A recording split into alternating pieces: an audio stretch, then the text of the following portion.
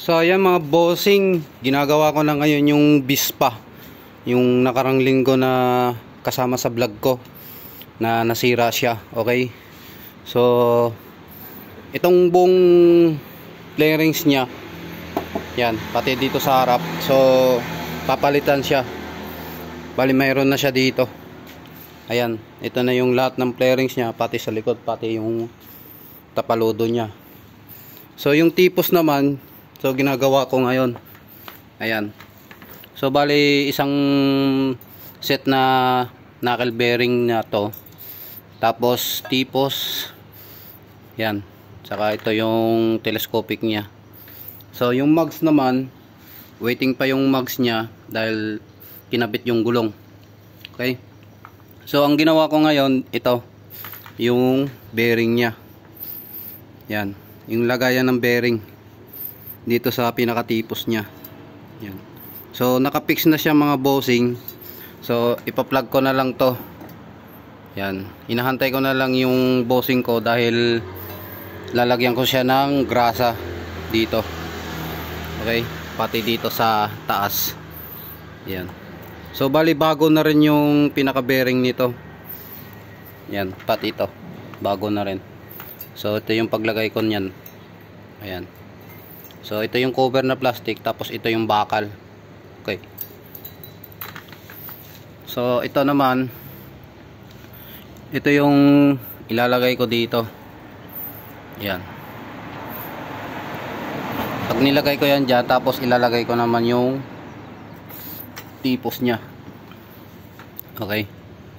So hinahantay ko na lang si bossing dahil wala yung grasa.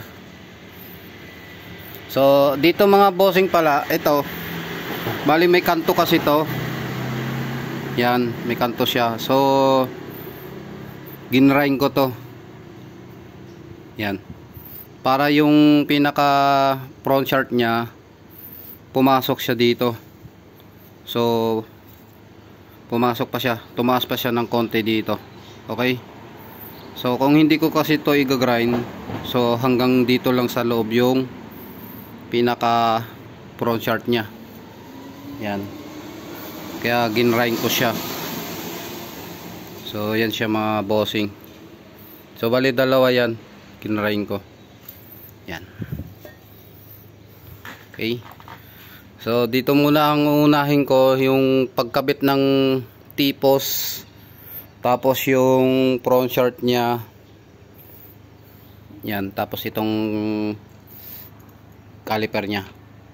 So pag natapos ko na yan, pag na set up ko na yung pinaka sa harap nya, babaklasin ko naman itong bearings, buong bearings nya, tapos papalitan ko siya.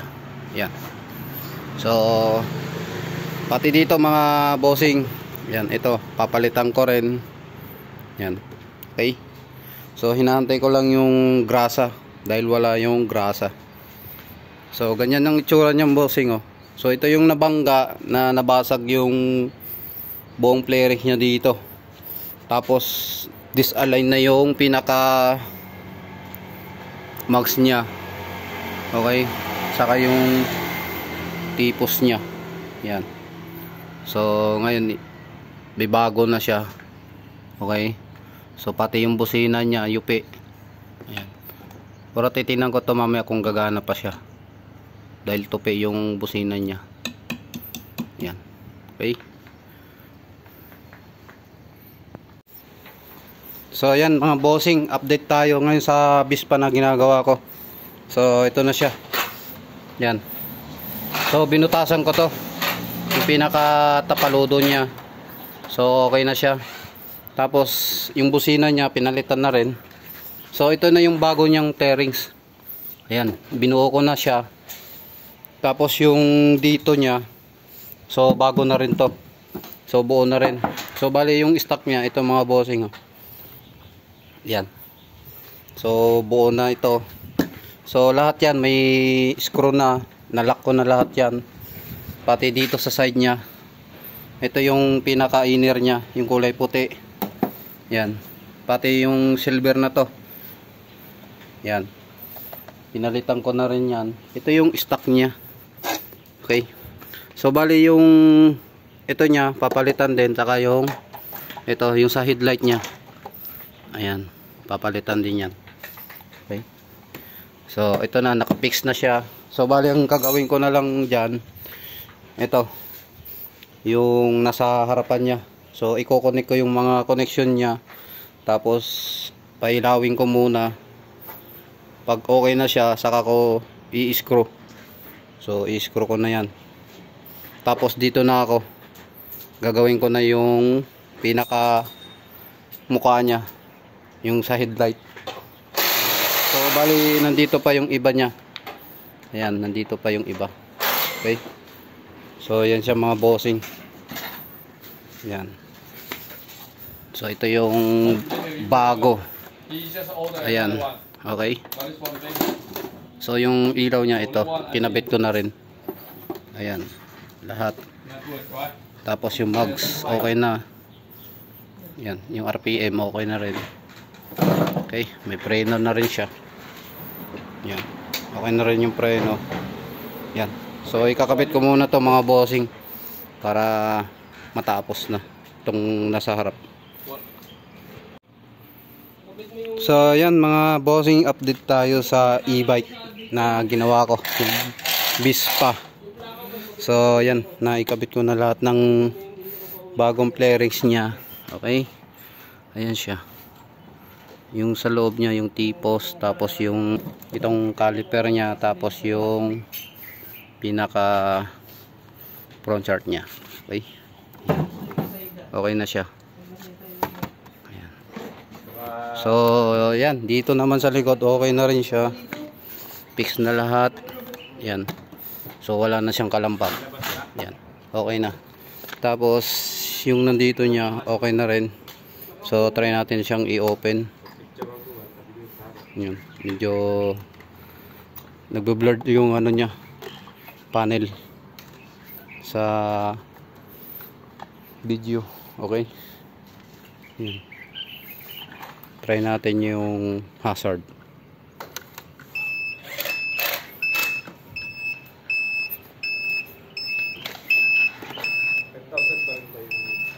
Hazard, ilaw.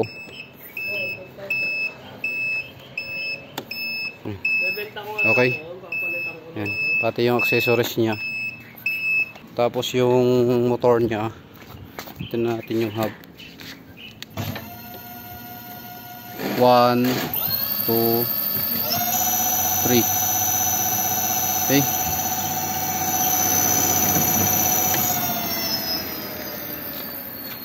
So dito naman, yan. So tatanggalin ko pala din to. Tanggal natin to.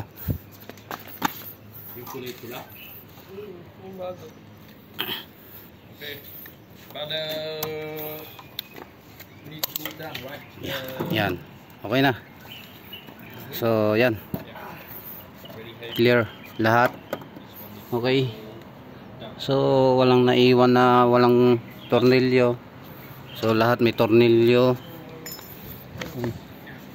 So pati yung inner niya okay na rin. Yan. So ito bago na rin to.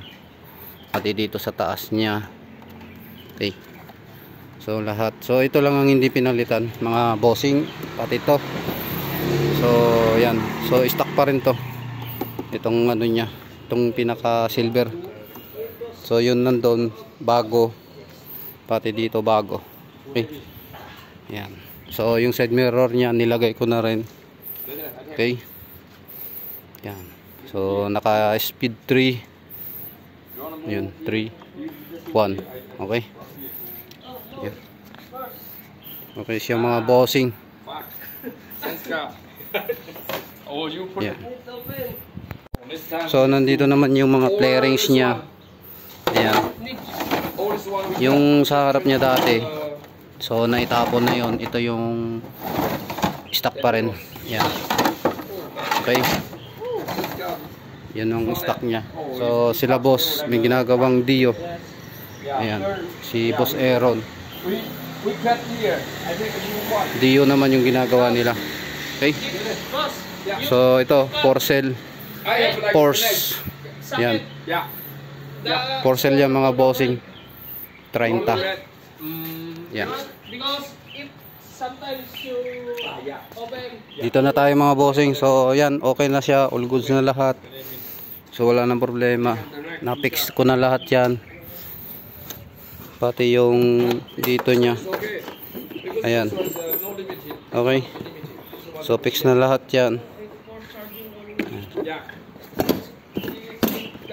So halatang bagong bago pa to. Okay. So ayan.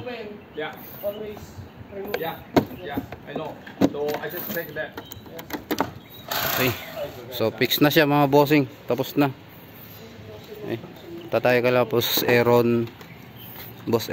Shout out guys. So ayan. Malapit ko na maiwanan si Boss Aaron dito. So nag-hire si Boss Aaron ng kasama na technician.